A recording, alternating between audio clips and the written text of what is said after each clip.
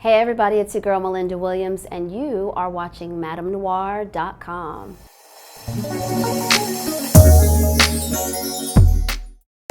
Ladies, welcome to paradise. Four friends. I want to soak it all up, you know, the culture, the music, the men. That's what I'm talking about. Girlfriend's Getaway is very fun, very funny. We shot for 3 weeks in Trinidad, and myself, Garcelle Beauvais, Terry J. Vaughn, and Essence Atkins, we cut all the way up, not only when the cameras weren't rolling, but when the cameras were rolling. So I think it's definitely one of those movies that you grab a couple of bottles of wine and you call some girlfriends and you all sit around and kiki together. My character is the one that you're going to relate to if you are a mother, if you have more than one child, you've been married for more than 5 years, and you are over it and you need a vacation. That's who my character speaks to. That's basically who my character is. Girlfriend's Getaway premieres August 30th at 8 p.m. on TV One. You know, it's interesting, having been married and divorced, there are tons of things that you learn about love. I think the first thing that you learn, or the biggest lesson I've learned, is that love is love. You know, you have love for your family, for your children, for your parents, for friends, and then you have love for your mate. And all of those loves should be unconditional. The one thing that I've learned, having been married before, and it wasn't just when I was married, but over the course of my life's journey, that I've learned about myself is my capacity to love. But there are certain other things that you sort of have to pull into that in order to really experience the fullness of what love has to offer. And one of them is compassion. The other one is hope, and all these sort of things that we've learned from being young, where we learned about faith and hope and charity and love. If you have all those other qualities, or if you learn what all those other qualities are about, the love is always bigger and fuller, and it grows. Let's be clear, Mekhi Phifer is not the easiest person to keep the peace with. And I'm not telling you anything I wouldn't tell him to his face. No, but he's a great guy. It takes two people in a relationship, whether you are having a marriage or whether you have experienced a divorce and you are co-parenting.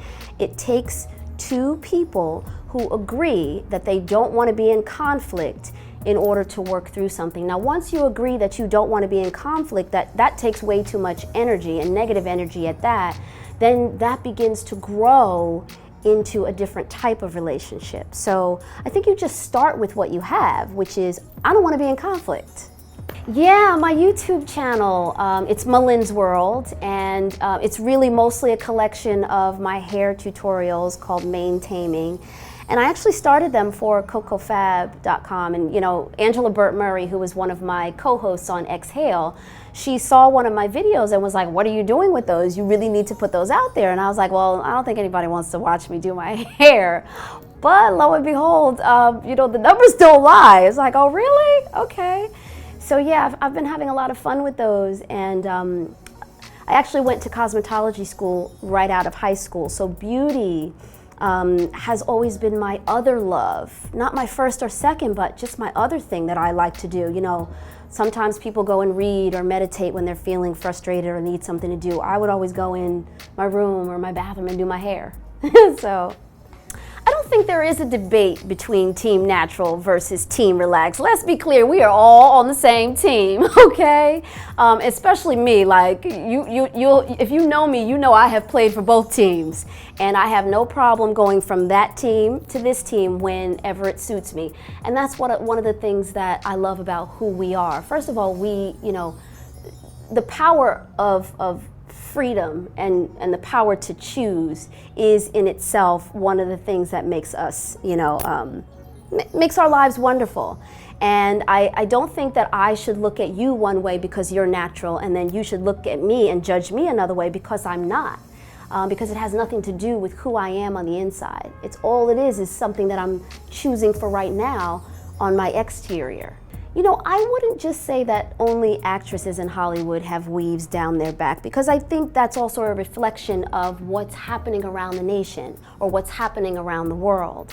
Now, I think the bigger question might be, why are those the women who are being chosen for the roles or being chosen to be put in the forefront? Because I'm in Hollywood and I certainly see more than just women with weaves down their back. I see women with little afros. I see women with curly naturals. I see women with short hair like my own. I've chosen to embrace this not just because I'm not making any sort of statement. The only statement I'm making is I love myself. And as I said before, you've seen me with a teeny weeny afro. You've seen me with a little bit of weave in my hair. You've seen me all sorts of ways. I love myself first. I would love myself if I didn't have any hair.